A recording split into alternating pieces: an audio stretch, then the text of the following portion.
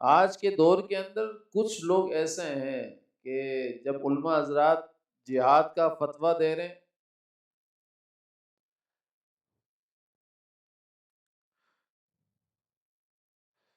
اور جہاد کا فتویٰ بھی اقرب فل اقرب سے دے رہے ہیں،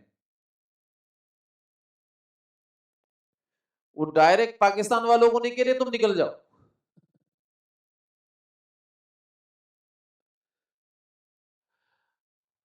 بلکہ وہ کہہ رہے ہیں کہ جو ان کے زیادہ قریب ہے نا اس کی ذمہ داری بنتی ہے کہ وہ ان کی مدد کرے، اور پھر وہ جو اس کے زیادہ قریب ہو، پھر وہ جو اس کے زیادہ قریب ہو، پاکستان کا نمبر تو بعد میں آتا ہے بہت.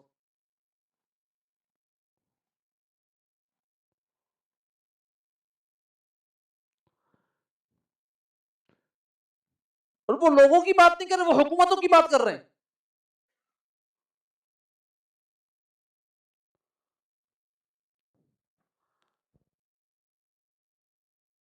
بھائی آپ کے پاس ہتھیار موجود ہو اور کوئی بدماش آپ کے گھر کے اندر گھس کر آپ کے اولاد کو مار رہا ہو تو آپ کیا بولو گے؟ یار اس کے اوپر ہتھیار چلاؤں یا نہ چلاؤں؟ یہ سوچو گے؟ ارے بھائی بچاؤ گے، آپ ڈیفینس کرو گے نا اس کا.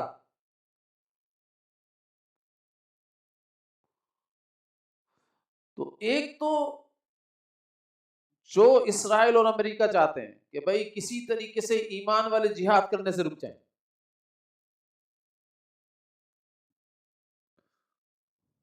تو کچھ اسکولر کو انہوں نے یہاں پر نامزد کیا ہوا ہے، وہ اسی طریقے سے پروپیگنڈا چلا رہے ہیں.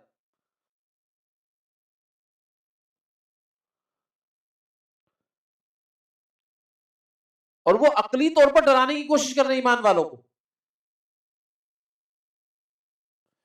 کہ تمہارے پاس ہے کیا جو تم لڑ سکتے ہو؟ بھائی تمہارے پاس تو کچھ بھی نہیں ہے، لڑو گے بھی تو مار کھاؤ گے، مر جاؤ گے.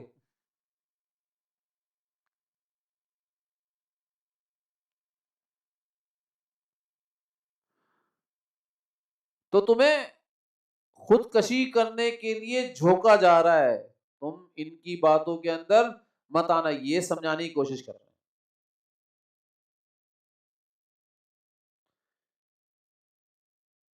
یہ بات کس کی پیش کر رہے ہیں؟ یہود و نصارہ کی.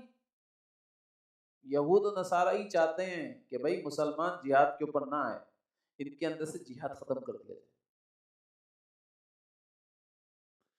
اس لیے وہ تین قسم کے ارتداد ہمارے اندر چلاتے ہیں. ایک معاشرے کا ارتداد ہے، ایک عبادات کا ارتداد ہے، اور ایک عقائد کا ارتداد ہے. یہ تین ارتداد میرے اور رب کے اندر چلا رہے ہیں.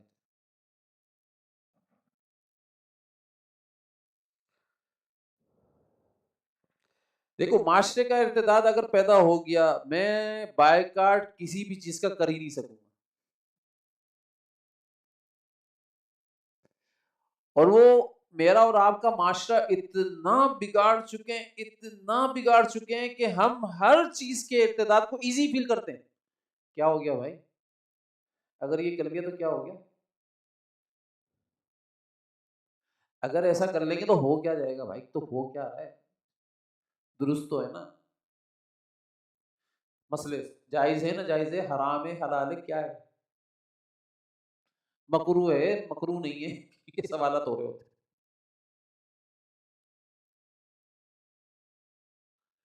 یہ معاشرے کے ارتداد کے اندر کی بات کر رہا ہوں. تو انہوں نے معاشرے کے اوپر کیپچر کر کے اتنی محنت کی، اتنی محنت کی کہ اب وَلَن تَرْضَىٰ عَنْكَ الْيَهُودُ وَلَا النَّصَارَىٰ حَتَّىٰ تَتَّبِعَ مِلَّتَهُمْ ہو گئے سارے.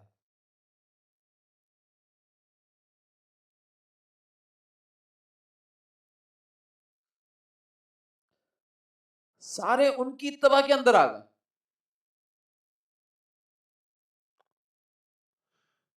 اور بھائی جب سارے ان کی اتباع معاشرتی اعتبار سے کر رہے ہوں گے تو آپ مجھے بتاؤ تجارت کس سے ہو رہی ہوگی؟ انہی سے ہو رہی ہوگی نا.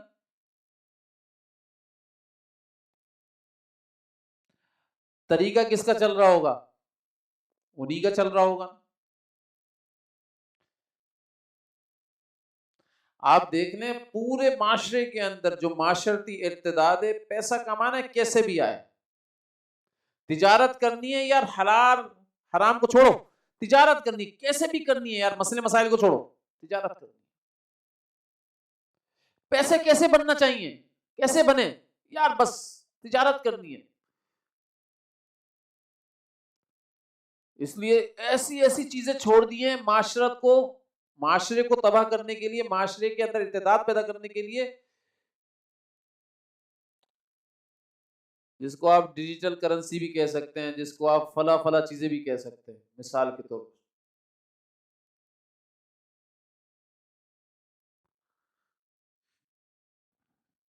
سارے لوگ لگے ہیں۔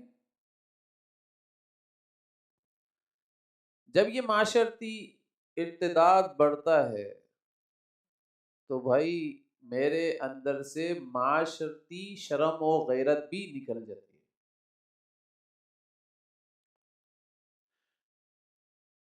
اب میں ان کی فوڈ چین کو استعمال کروں گا تو بولوں گا بھائی کیا ہو گیا، کھانا ہی تو ہے۔ کتنے مسلمانوں کی نوکریاں لگی ہوئی ہیں بھائی، تم لوگوں کو کیا ہو گیا یار، کیوں مسلمانوں کی نوکریوں کے پیچھے لگے ہوئے ہیں؟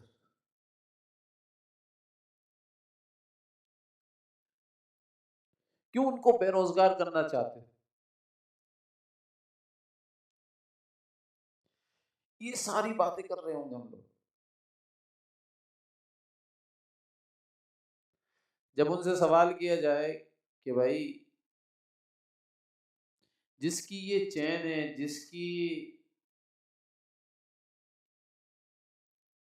جس کے پیسے وہاں پر جاتے ہیں، ادھر تک جاتے ہیں، اگر وہ ادھر تک جا رہے ہیں جو ہمارے بھائیوں کے اوپر، بہنوں کے اوپر، ماؤں کے اوپر، بیٹیوں کے اوپر، بچوں کے اوپر ظلم کر رہے ہیں، ان کو مارے جا رہے ہیں، اور کوئی آواز اٹھانے والا نہیں ہے، کوئی بولنے والا نہیں ہے، بے دردی کے ساتھ قتل کیے جا رہے ہیں۔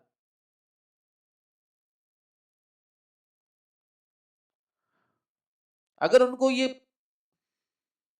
پوچھا جائے کہ یہ بتاؤ یہ جو بے دردی سے قتل کر رہے ہیں ہمارے معصوم بچوں کو، ہماری بہنوں کی عزتیں لوٹ رہے ہیں،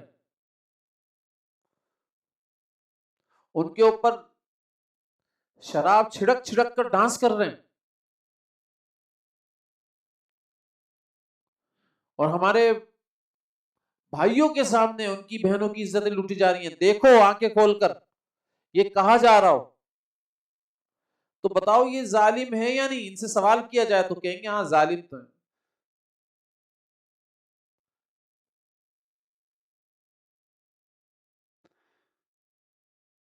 تو بھائی ظالم کے مقابلے میں مدد کس کی کرنی ہے؟ یہ تو ایک بات کر رہا ہوں ابھی، مسلمان اور کافر کی بات ہی نہیں، ظالم کے مقابلے میں مدد کس کی کرنی ہے؟ تو آپ مظلوم کی مدد کر رہے ہو ان کے پروڈکٹ کو حاصل کر کے۔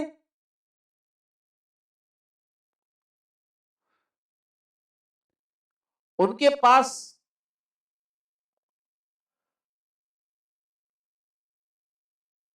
کاروبار کی صورت میں مالی تعاون کر کے مظلوم کی مدد کر رہے ہو۔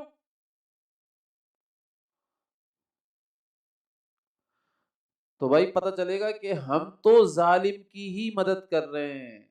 اب مجھے بتاؤ، یہ بات بتاؤ کہ ظالم کی مدد کرنے والا ظالم کے ساتھ ہے یا نہیں، یہ بتا دو بس۔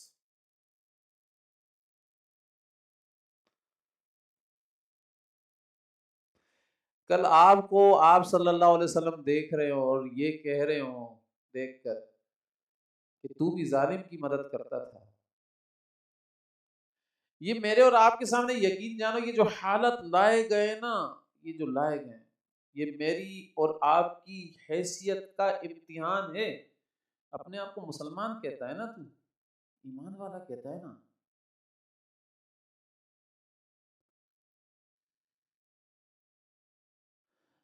اپنے ایمان کا امتحان دے۔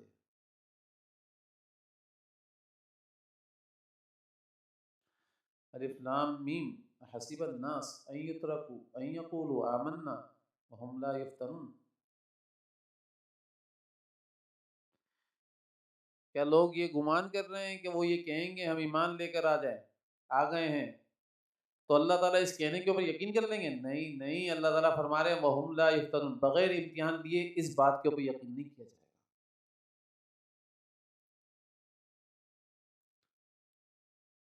ہم تو امتحان لیں گے، یہ قرآن شریف کا اٹل فیصلہ ہے.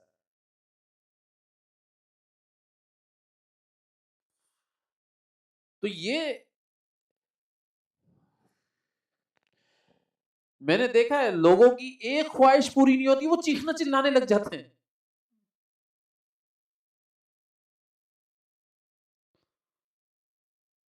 تو آپ سوچو تو صحیح، اپنی خواہشات کے لیے ہم ظالم کی مدد کر رہے ہیں.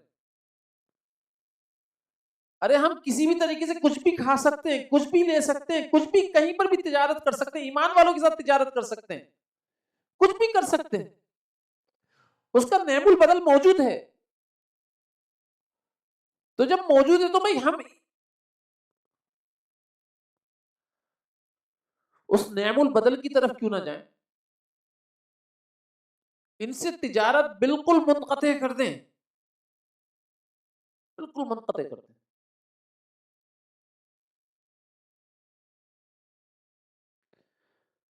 اور جو یہ لوگ بولتے ہیں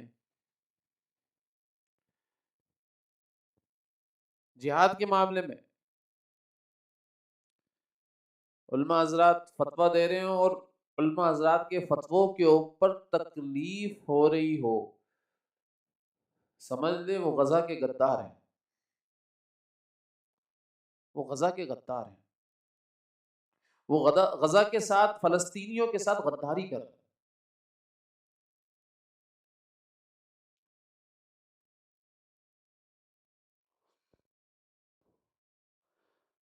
بلکہ یہاں تک میں نے سنا، یہیں کہ ایک ساتھی نے مجھے کلپ بھیجا تو میں نے سنا اس کلپ کے اندر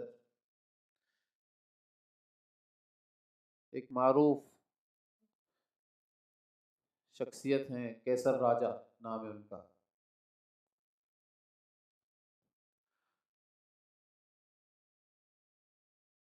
وہ ایک شخص کے بارے میں بات کر رہے تھے جس کا نام ہے انجینئر علی مرزا. آپ سب اس سے نام سے واقف ہیں، بلکہ وہ کلپ میں بھی دکھا رہے تھے. تو اس نے ہی مجھے کلپ بھیجا تو میں نے کلپ کے اندر دیکھا تو وہ کہہ رہا تھا کہ پہلے تو ہم اس بات کے قائل تھے کہ دو ریاستیں بن جائیں، ایک فلسطین کی ہو جائے، ایک اسرائیل کی ہو جائے. لیکن اب ہم اس بات کے بھی قائل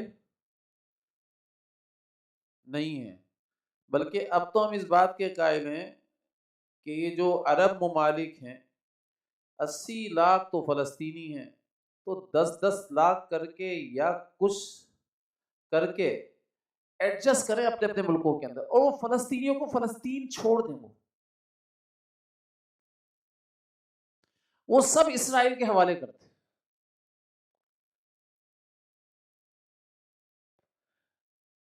آپ کو معلوم ہے یہی بات امریکہ کا صدر بھی کہہ رہا ہے، یہی بات اسرائیل کا وزیر اعظم بھی کہہ رہا ہے، اور یہی بات یہاں کا اسکالر بھی کہہ رہا ہے. تو ان لوگوں کی باتوں کے اندر مماثلت کتنی ہے، ان کی ڈوریاں آپس میں کتنی ملتی جلتی ہیں. یہ میرا تبصرہ نہیں ہے، یہ میرا تجزیہ نہیں، یہ کیسر راجہ کا تجزیہ بتا رہا ہوں. لیکن دیکھنے سے پتہ بھی یہی چل رہا ہے. تو بھائی ان لوگوں سے گزارش ہے کہ فلسطینیوں کے زخموں پر نمک مت چھڑکو ایسی باتیں کر.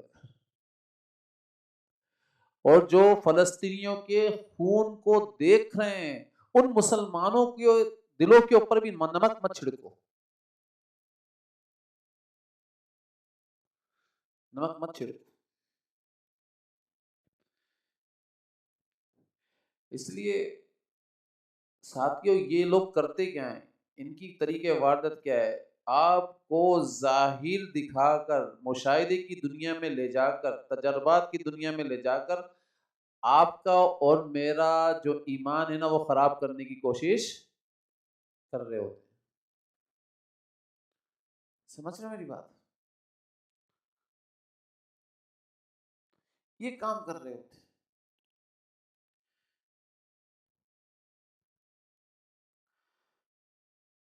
تو میں نے اور آپ نے کیا کرنا ہے بھائی؟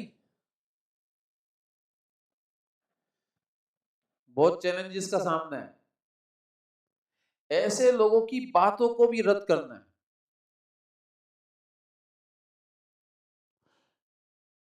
اور ایسے لوگوں کے کنیکشن کو تلاش کرنا ہے، کنیکشن یہ کنیکٹ کہاں سے ہوئے ہوئے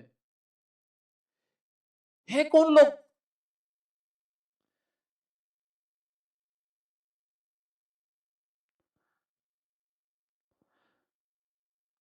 بلکہ ایسے لوگوں کی تو بات ہی نہیں سننی چاہیے، ایسے لوگوں کا بھی احتجاج کرنا چاہیے،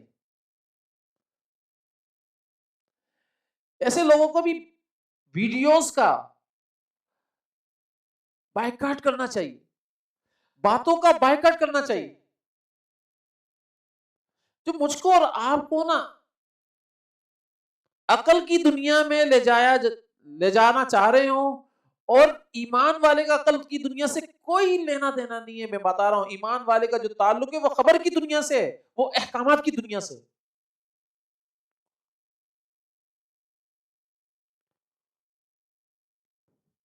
صحابہ کرام نے یہ کر کر دکھایا ہے، جو جو حکم ملا ہے اللہ کے رسول صلی اللہ علیہ وسلم کی ذات نے جو جو حکم دیا ہے، انہوں نے اس حکم کے اوپر عمل کر کر دکھایا، جو جو خبریں دی ہیں انہوں نے اس کو تسلیم کر کر بتایا ہے، جو جو خبریں دی۔ تو آپ صحابہ کرام رضوان اللہ علیہ اجمعین کے واقعات تو پڑھو،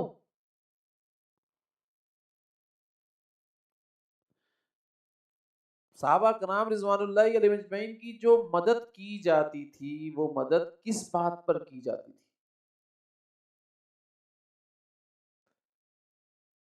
بنیاد کیا تھی؟ سیدھی بات بتا رہا ہوں، ایک ہی بات تھی، ایک ہی بنیاد تھی، اطاعت۔ صحابہ کرام رضوان اللہ علیہ اجمعین کی مدد اطاعت کے اوپر تھی، چو چرا نہیں تھا۔ اطاعت کا مفہوم معلوم ہے؟ میں نے آپ سے بولا کہ بھئی یہ کام کرو، آپ نے بولا یہ کام سمجھ میں نہیں آ رہا، کیسے کروں؟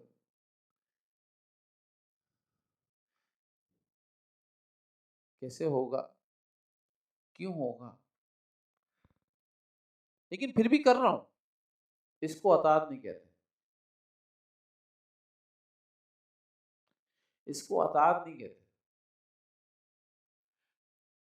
اطاعت کس کو کہتے ہیں کہ آپ کے چہرے کے اوپر ذرہ برابر تاثر بھی نہ آئے ماننے کے وقت، دل کے اندر تاثر کی تو بات الگ ہے، چہرے کے اندر تاثر نہ آئے۔ تو متی جو اللہ تعالیٰ کی ذات نے صحابہ کرام کو قرآن شریف کے اندر فرمایا ہے نا، وہ یہ اعلیٰ اطاعت والا فرمایا ہے کہ ان کے چہرے کے اوپر بھی، ظاہر کے اوپر بھی کوئی آثار نہیں ہوتے تھے کہ نہیں ماننا، تو باطن کے اندر کیا ہوگا؟ باطن کے اندر کیا ہوگا؟ جب وہ ظاہری اعتبار سے بھی تاثر نہیں دیتے تھے تو باطن کے اندر کتنی بات ماننے کی طاقت ہوگی، کتنی بات مانتے ہوں گے۔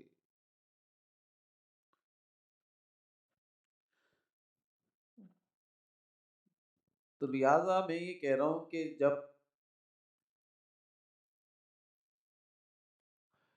امت کے بڑے جمع ہو جائیں کسی بات کے اوپر، اور امت کے بڑے وہ جن کے سامنے قرآن بھی موجود ہے، جن کے سامنے احادیث مبارکہ بھی موجود ہے، جن کے سامنے سیرت مبارکہ بھی موجود ہے،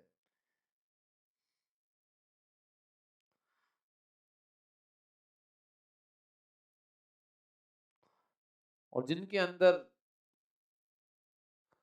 صرف بڑے ہی نہ ہوں، بلکہ میں آپ کو صحیح بتا رہا ہوں، اپنی بصیرت سے بول رہا ہوں، حضرت مفتی تقی عثمانی صاحب دامت برکاتہم العالیہ، اللہ ان کا سایہ ہم سب کے اوپر سلامت رکھے،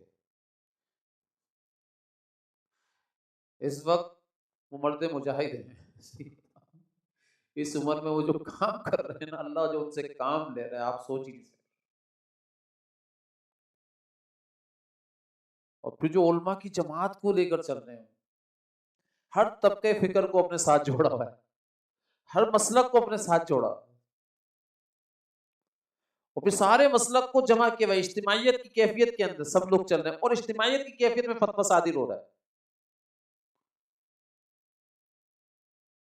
سارے ہی اللہ کے ولی ہیں۔ تو بھائی جہاں اتنا بڑا طبقہ علماء کا جمع ہو جائے اور جمع ہو کر اجتماعیت کے ساتھ کوئی فتویٰ دیا جا رہا ہو، تو میں نے اور آپ نے بھی عوام کا کام کیا ہے، اس فتوے کے ساتھ ہو جائیں۔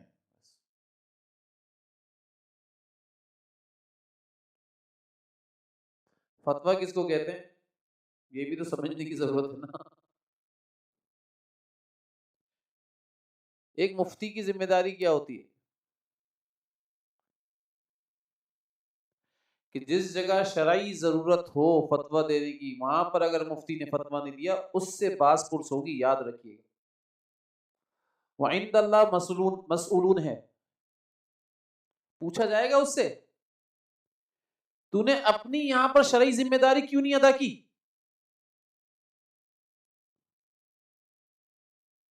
بھائی وہ یہ بات جانتے ہیں، کہیں میں کٹہرے میں کھڑا نہ ہو جاؤں، کہیں یہ سارے مفتی حضرات کٹہرے میں کھڑا نہ ہو جائیں، یہ سارے مفتی حضرات جانتے ہیں۔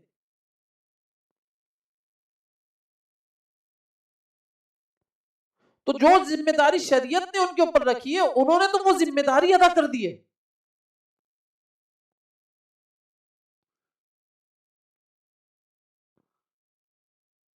مفتی کا کام یہ بتائے، شرعی مسئلہ بتائے، شرعی مسئلے کی وضاحت کرے اور شرعی مسئلے کے اوپر فتویٰ دے جہاں ضرورت ہے۔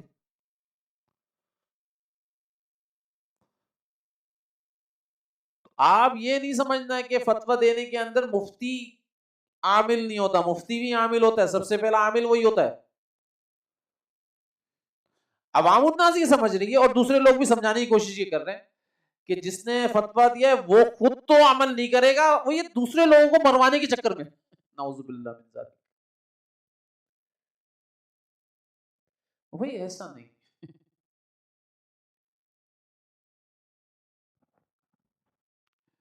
جو فتویٰ دے رہا ہے نا وہ سب سے پہلے عامل ہے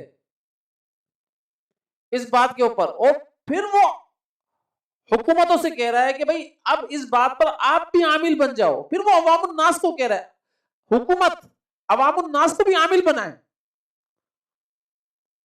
وہ عوام سے مطالبہ نہیں کر رہا، وہ حکومتوں سے مطالبہ کر رہا ہے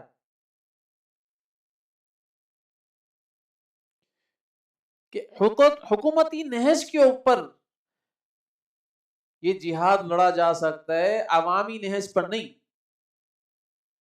اچھے طریقے سے جانتے ہیں اس بات۔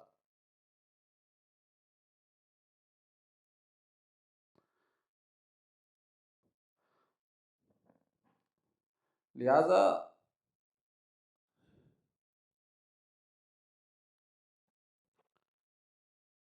میں یہ کہہ رہا ہوں کہ ادھر ادھر سے بحث میں پڑھنے کے بجائے کہ یار وہ تو یہ کہہ رہا ہے، وہ تو فلاں تو یہ کہہ رہا ہے، فلاں تو یہ کہہ رہا ہے، ادھر ادھر سے بحث میں پڑھنے کے بجائے آپ علماء کے اجماع کو دیکھیں بس، اور بغیر دلیل کے ان کی باتوں کے اندر لگ جائیں، کس اعتبار سے آپ کتنا ساتھ دے سکتے ہیں اس ساتھ کو دیکھیں۔ میں نے آپ کو یہ بتایا، ٹھیک ہے نا؟ اگر آپ مالی تعاون کر سکتے ہیں یہ بھی جہاد کا حصہ ہے، آپ مالی تعاون کر دو۔ آپ بائیکاٹ کر سکتے ہیں یہ بھی جہاد کا حصہ ہے، آپ بائیکاٹ کر دو، تجارت نہ کرو، ان کی چیزیں مت خریدو، یہ کام کر لو آپ، اور جتنی حد تک ہو سکتا ہے کر لو بھائی۔ اس بحث میں نہیں پڑھو یار یہ فیس بک بھی ان کا ہے، یہ یوٹیوب بھی ان کا ہے، یہ بھی تو ہم استعمال کر رہے ہیں، اس بحث کے اندر مت پڑھو.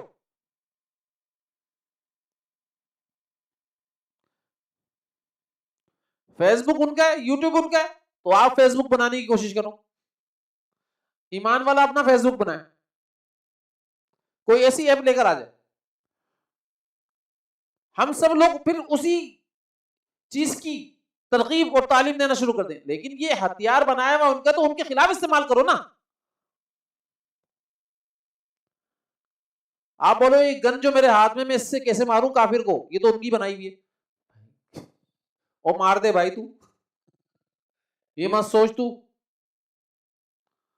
نہیں نہیں ان کی بنائی ہے تو ان کی پروڈکٹ ہے. آپ نے تو کہا تھا کہ مصنوعات کا بائیکاٹ کرو ان کی. او بھائی تو ابھی تو مار ان کی گن سے تجھے ان کو ہی مارنا ہے نا.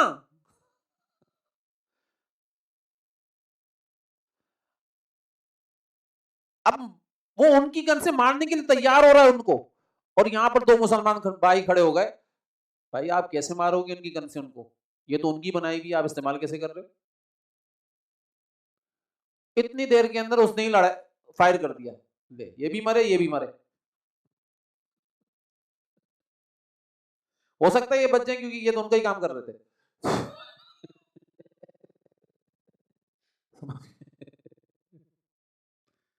بھائی ہو سکتا ہے یہ بچ جائیں کیونکہ یہ تو ان کا ہی کام کر رہے ہیں نا. تو بھائی اگر ان کی بنائی ہوئی چیز ہے تو ان کے خلاف ہی استعمال کرو.